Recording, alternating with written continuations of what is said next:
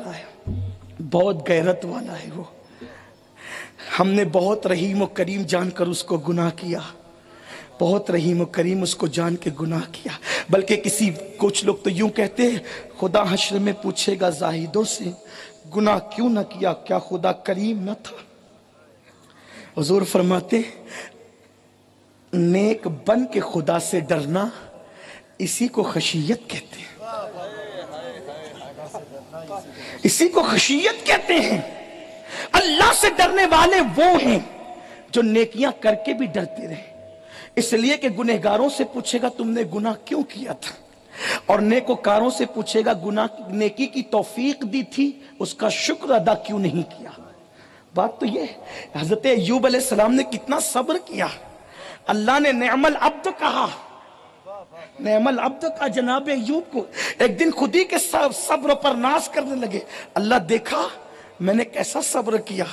آواز آئی ایوب صبر کی توفیق لایا کہاں سے تھا، ذرا یہ تو بتا دے صبر کی توفیق لایا کہاں سے.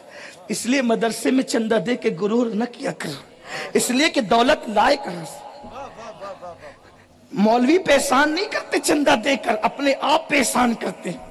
اس لیے کہ تم جو چندہ دیتے ہو اللہ کی راہ میں وہ مولانا کو بعد میں دیتے ہو، پہلے اللہ کو قرض حسنہ دیتے ہو. اور قرض حسنہ یہ ہے کہ آج تم دے دو کل وہ لوٹا دے گا. اپنی حیثیت کے مطابق دو، وہ اپنی شان کے مطابق لوٹائے گا.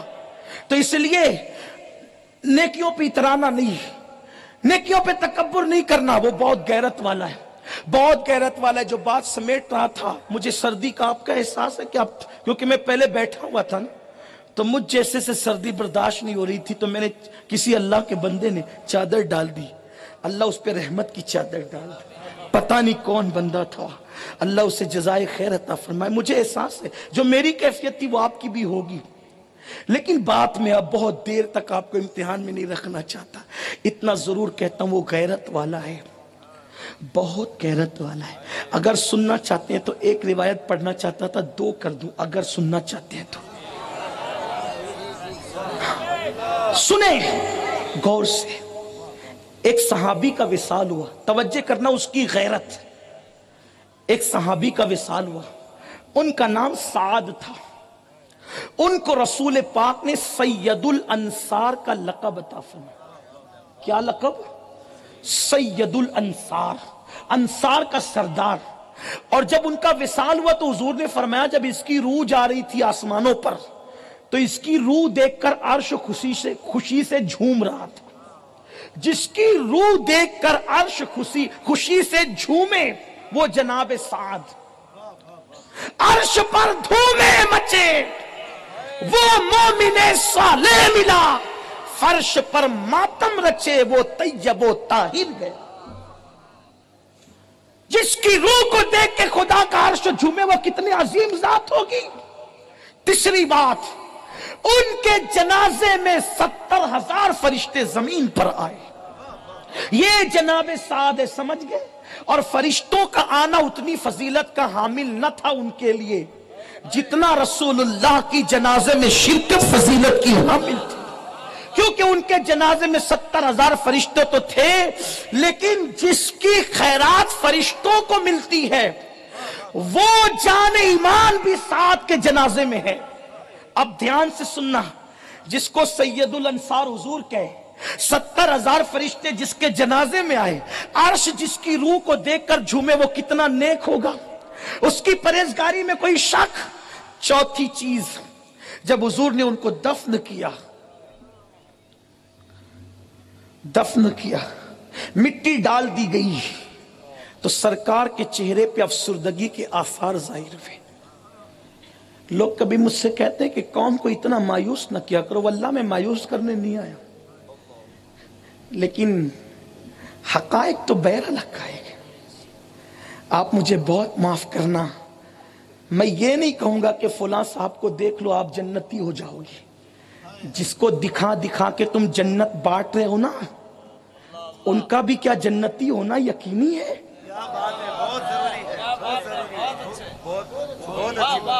اگر خدا خفیہ تدبیر کرے تو نبی کی بیوی کفر پہ مرتی ہے جناب لوط علیہ السلام کی بیوی کی شکل میں. اگر خدا خفیہ تدبیر کرے تو نبی کا بیٹا کفر پہ مرتا ہے جناب نوح علیہ السلام کے بیٹے کی شکل میں. تم جنت کی ٹکٹ بانٹتے ہو؟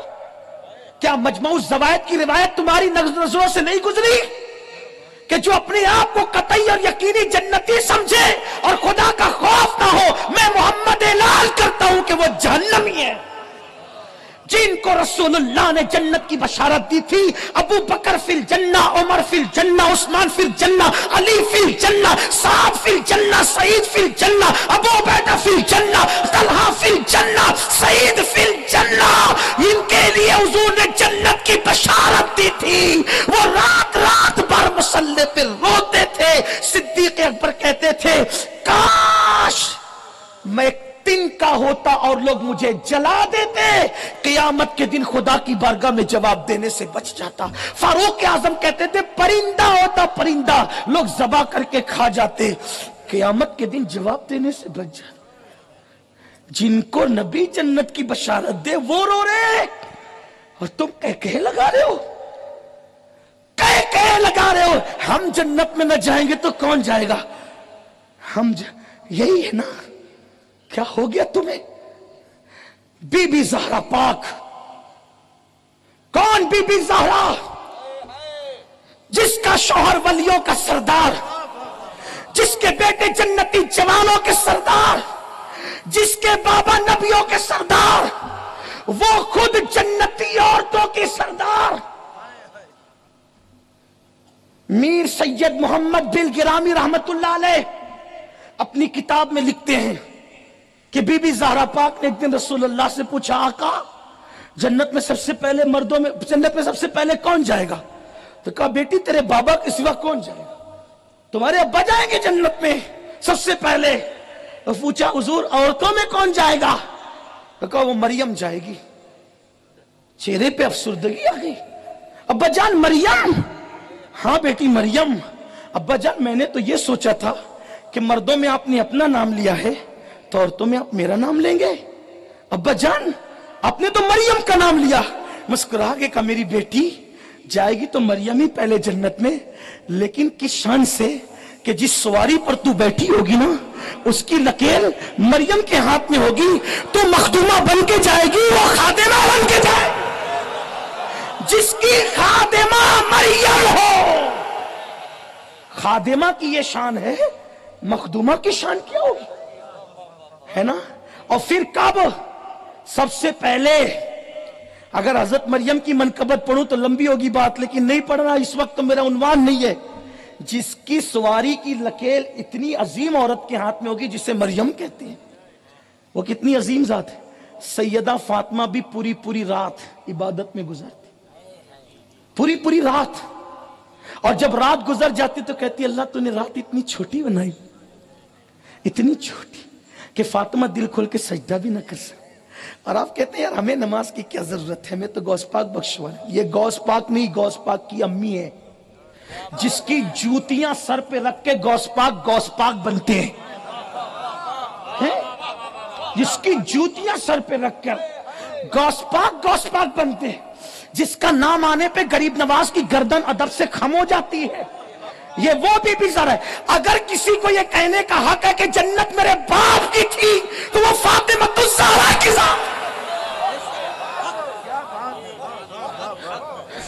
لیکن عبادت پوری رات.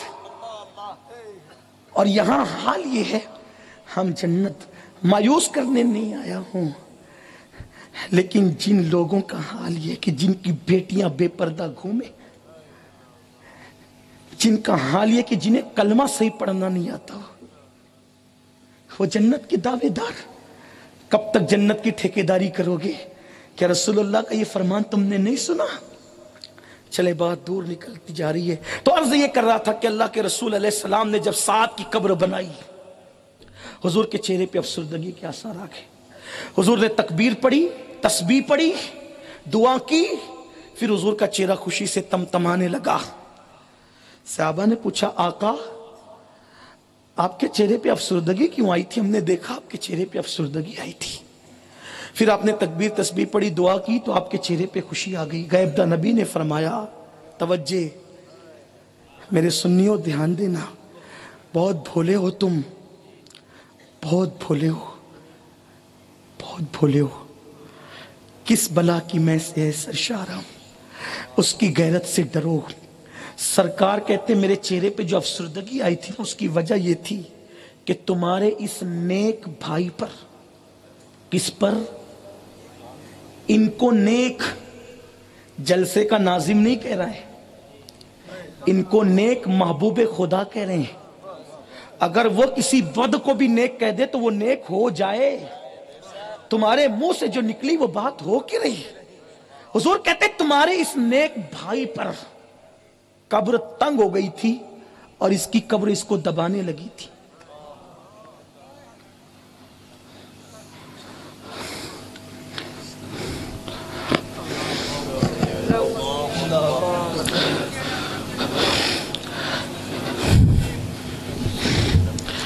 اس کی قبر اس کو دبانے لگی تھی،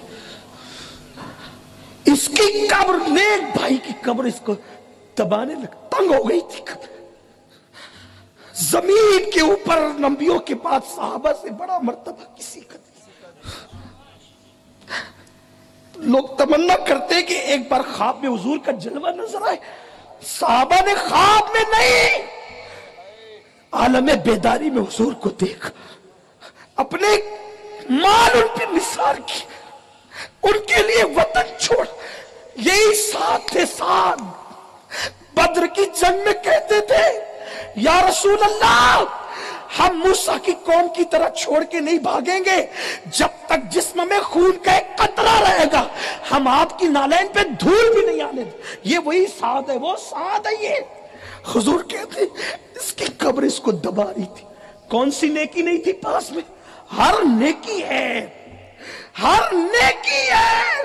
سنیو آخرت سے اتنی غفلت، اتنی دنیا داری، اتنی دنیا داری، اتنا خدا کو بھولنا، اس قدر خود غرض۔ میں تو کہتا ہوں، لوگ کہتے ہیں مسلمان خود غرض ہے، میں کہتا ہوں اللہ کرے تم خود غرض ہو جاؤ۔ اگر تم خود غرض کہتے ہیں اپنی دیکھنے والے کو، ارے کم سے کم اپنا دیکھنے والے بنتے تو آخرت تو سنوار لیتے، جہنم میں تو نہیں جاتے، جہنم کی راہوں پہ تو نہیں جاتے۔ حضور کہتے ہیں تمہارے اس نیک بھائی پر اس کی قبر تنگ ہو گئی، قبر نے اس کو دبانا شروع کیا تو میرے چہرے پہ افسردگی آ گئی۔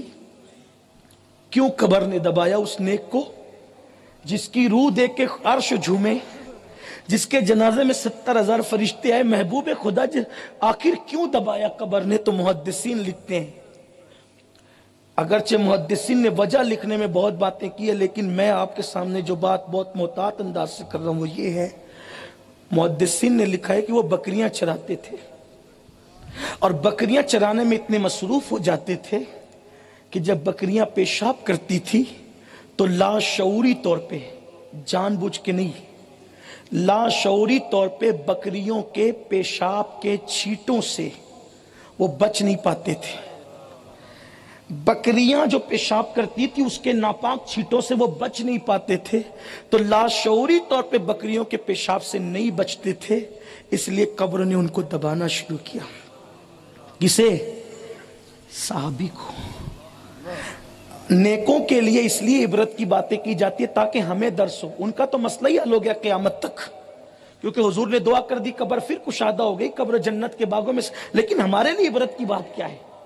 جو بکریوں کے پیشاب کے چھینٹے سے نہ بچے، اس کے جنازے میں حضور پہنچے ہیں پھر بھی قبر دبا رہی ہے۔ ہماری عبرت کے لیے تو جو زنا کے اڈوں سے نہ بچے، بکری کے پیشاب کا چھینٹا، بکری کے پیشاب کا چھینٹا ایک چلو پانی سے دھلا جا سکتا ہے، اس کی ناپاکی ایک چلو پانی سے ختم ہو سکتی ہے، لیکن یہ زنا تو اگر 7 سمندر کے پانی سے بھی وہ زنا کا دھبا جو گناہ کی شکل میں تمہارے دل پہ لگا ہے، اگر 7 سمندر کا پانی بھی استعمال کرو تو وہ دل کا دھبا دھل نہیں سکتا۔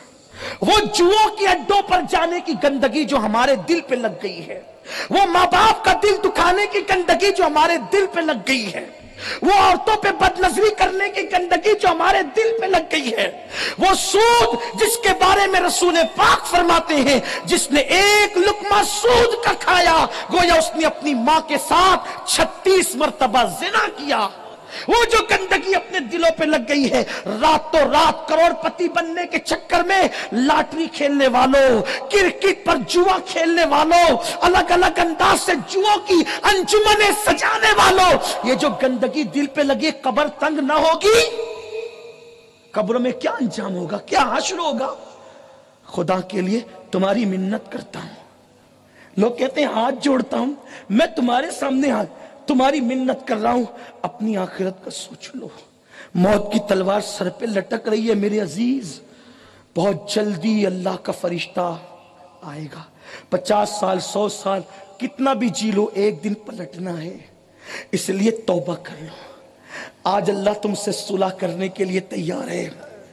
دارالعلوم غوث سمدانی کے جلسے میں آنے والوں، یہاں تو سینکڑوں لوگ موجود ہیں، ممبر پر بھی درجنوں علماء موجود ہیں، جہاں 40 ایمان والے جمع اس میں ایک اللہ کا ولی ہوتا ہے، پتہ نہیں کتنے اولیاء ہوں گے۔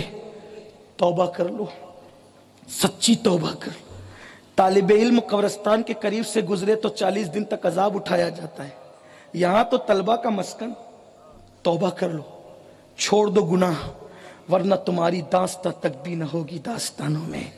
جو بات کہنے چلا تھا آخری میں وہ یہ تھی کہ جب بھی دل چاہے گناہ کرنے کا تو سوچنا اللہ دیکھ رہا ہے۔ اس تصور سے گناہ، ایک گناہ چھوڑ دو گے نا، زندگی کا ایک گناہ سارے بخش دیے جائیں۔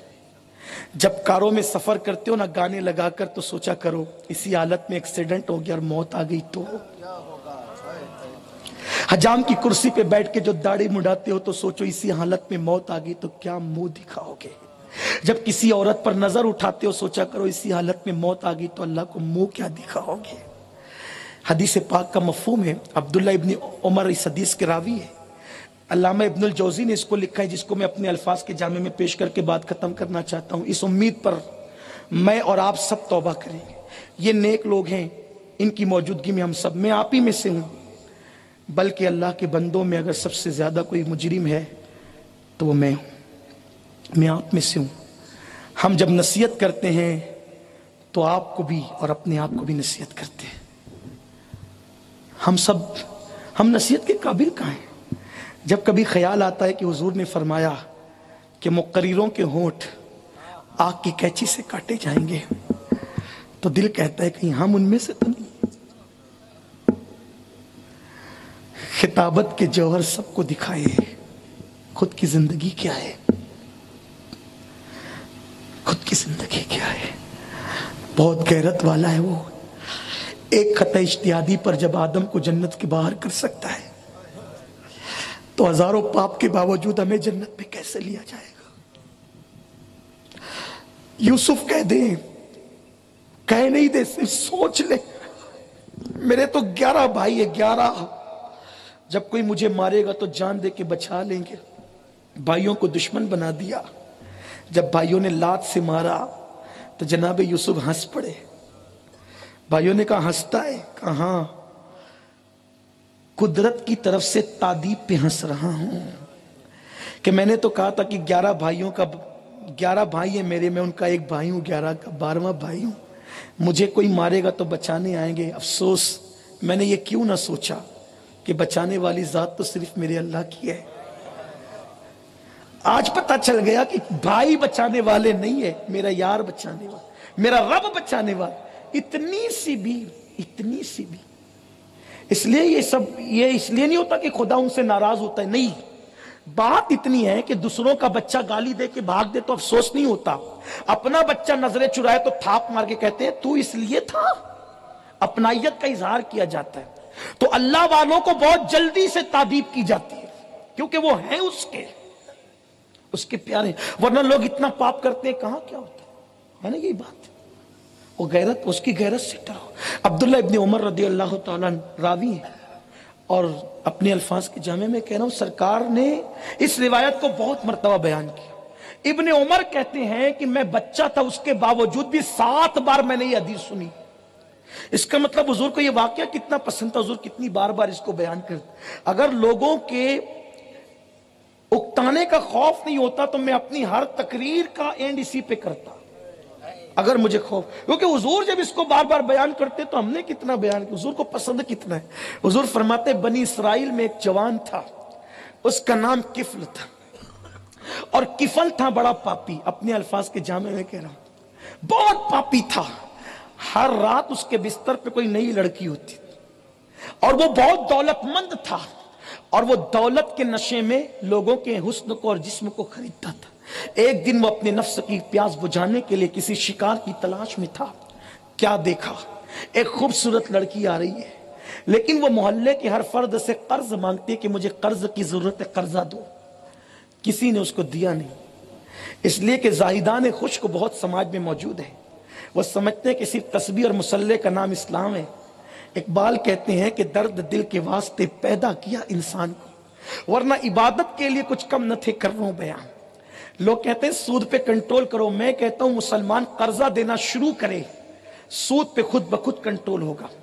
لیکن کریں کیا، لوگ قرضہ دیتے نہیں، جو لے جاتے وہ واپس کرتے نہیں، اسی لیے قرضہ دینے کا سسٹم بند ہو گیا۔ ورنہ حدیث پاک میں آتا ہے کسی مسلمان کو قرضہ دینا یہ صدقہ دینے سے افضل ہے۔ صدقہ دینے پہ اتنا ثواب نہیں ملتا جتنا قرضہ دینے پہ ثواب ملتا ہے، کیونکہ صدقہ مانگنے والے فقیر ضرورت نہ ہو تو بھی صدقہ مانگتے ہیں، قرض مانگنے والا مسلمان اسی وقت مانگتا ہے جب وہ زیادہ پریشان ہو جاتا ہے۔ بلکہ یہاں تک روایت میں آتا ہے کہ تم نے کسی کو 500 روپے دے دیا قرضہ، جب تک وہ لوٹائے گا نہیں، روزانہ اتنی رقم صدقہ دینے کا ثواب تمہارے نامہ اعمال میں لکھا جاتا رہے گا۔ تو کفل نے دیکھا کہ کوئی اس کو قرضہ دے نہیں رہا ہے، اور وہ مجبور آگے بڑھتی جا رہی ہے۔ آخرکار کفل سے سامنا ہوا۔ کفل نے کیا کیا، اس کو تھی چند سکوں کی ضرورت، کفل نے اس کی جھولی بھر دی، اور جب کفل نے جھولی بھر دی تو اس نے تشکر کی نگاہوں سے، شکر کی نگاہوں سے کفل کی طرف دیکھا۔ مولا کائنات کہتے ہیں انسان احسان کا بندہ ہوتا ہے۔